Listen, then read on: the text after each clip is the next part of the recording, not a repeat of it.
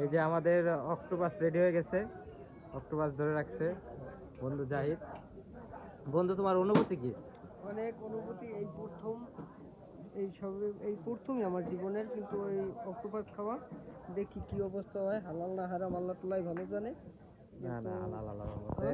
এখন তোমার কি কি জিহ্বায় কি পানি এসে গেছে? পানি তো আসবে, কিন্তু একটু কেমন কেমন জানি লাগে।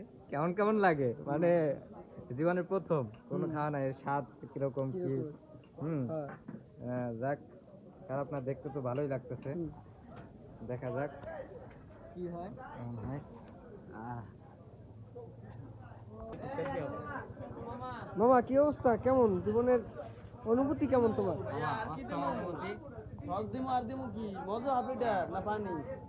পানি দেবো না মজা দেবো? মধু দিই, মধু দেন, মধু দেন।